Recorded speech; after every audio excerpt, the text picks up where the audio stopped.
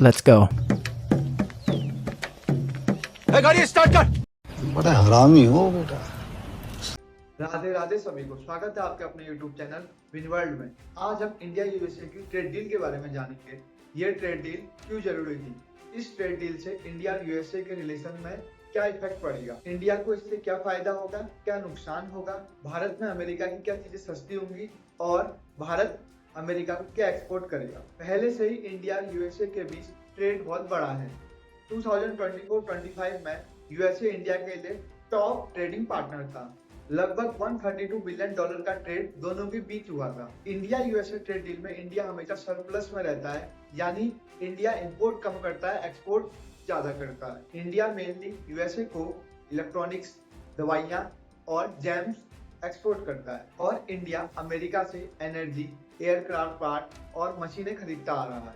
Financial year 2025 में India USA के trade में टेंशन भी बढ़ गया और इसका कारण था ट्रम्प के टैरिफ। 2025 में यूएसए ने इंडिया पे बड़े डिस्प्यूटेड टैरिफ इम्पोज किए थे। स्टार्टिंग में तो रेसिप्रोकल टैरिफ लगाए, फिर एक्स्ट्रा 25% पेनल्टी भी ऐड कर दी। अगर टोटल देखा जाए तो ये टैरिफ 50% से ज्यादा हो गए थे।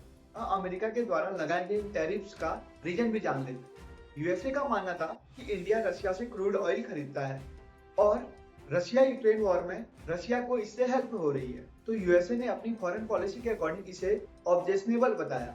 देन यूएसए ने इंडिया पर टैरिफ इंपोज कर दी। अब जानेंगे इस ट्रेड डील की शुरुआत कैसे हुई। दोनों देशों के बीच कई राउंड का कन्वर्सेशन हुआ। Trade, tax, H1B visa, market risk plus another issue भी डिस्कस किए गए। यूएसए चाहता था इंडिया अपने मार्केट को खोले और कम टैक्स वाला बनाए और इंडिया की एग्रीकल्चरल मार्केट का एक्सेस मिल जाए, जिसमें इंडिया ने 100% से भी ज्यादा टैरिफ लगाए हुए हैं, जिससे यूएसए की भारत में अपना एग्रीकल्चरल गुड्स नहीं बेच पाता। और इंडिया चाहता था कि यूएसए के प्रभाव से इंडियन फार्मिंग, डेयरी प्रोडक्ट को कैसे बचाया जाए। इंडिया ये अच्छे से जानता है, अगर अमेरिकन एग्रीकल्चरल गुड्स इंडिया में जीरो टैरिफ के साथ आ गए तो इंडिया के छोटे किसान और ट्रेडर्स को भारी नुकसान पहुंच सकता है। यही मतभेद के कारण ये ट्रेड डील कई महीनों तक खिंचती रही। फाइनली इस ट्रेड डील को लेकर अब दोनों देशों के बीच सहमति बन गई है और दोनों देशों ने एक फ्रेमवर्क पर कंसेंट दे दी है जो मार्च 2026 तक लीगली फाइनल हो जाए। अब हम जानेंगे इस ट्रेड डील में दोनों देशों के लिए क्या खास है, दोनों देशों को इस ट्रेड डील से क्या फायदा हो रहा है और इंडिया को फ्यूचर में क्या चैलेंजेस फेस करने पड़ सकते हैं। इस ट्रेड डील में यूएसए ने भारत पर लगे 50% टैरिफ को घटाकर 18% कर दिया है और कुछ चीजों पर टैरिफ 0% भी कर दिया है।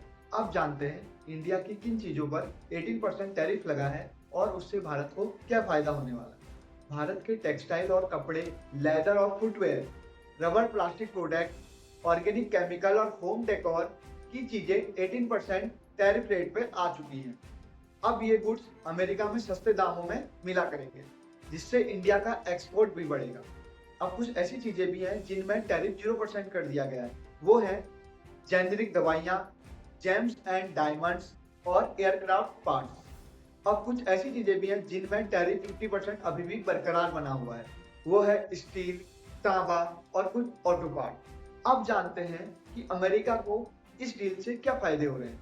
इंडिया ने कहा है कि वो आने वाले 5 सालों में अमेरिका में $500 बिलियन का इन्वेस्टमेंट करेगा। इसमें एनर्जी, ऑयल, एयरक्राफ्ट और उसके पार्ट्स, टेक्नोलॉजी सामान और कोकिंग कोल जैसे प्रोडक्ट पर इन्वेस्ट करेगा। भारत ने अमेरिकन कुछ फ्रूट्स और नट्स पर भी टैरिफ कम कर दिए हैं और ऐसे अमेरिकन सामान हैं जो सस्ते होंगे। वो हैं वाइन, स्प्रिट, कुछ ड्राई फ्रूट और मोटर व्हीकल। पर टेस्ला को अभी इस डील से दूर रखा गया है। अमेरिकन फ्रूट्स का इंडियन मार्केट में आना इंडियन फार्मर्स के लिए एक चैलेंज की बात बन चुकी है, पर अभी भी कुछ ऐसे फ्रूट्स हैं जो इस डील से बाहर रखे गए हैं। कुछ फ्रूट्स हैं बनाना, स्ट्रॉबेरी, चेरी, ऑरेंजेस। अभी भी इनमें भारी छूट नहीं दी गई है। एग्रीकल्चर प्रोडक्ट और डेयरी प्रोडक्ट को अभी भी इस डील से दूर रखा गया है। तो ये थी इंडिया और यूएसए की ट्रेड डील। अब आने वाले फ्यूचर में पता चलेगा इससे किस देश को कितना फायदा होता है। आई होप आपको ये वीडियो समझ में आई होगी। इस ट्रेड डील से इंडिया और यूएसए के रिलेशन काफी बेहतर होगा। धन्यवाद। जय हिंद, जय Bharat. Thanks for watching. Like, comment and subscribe World Lens.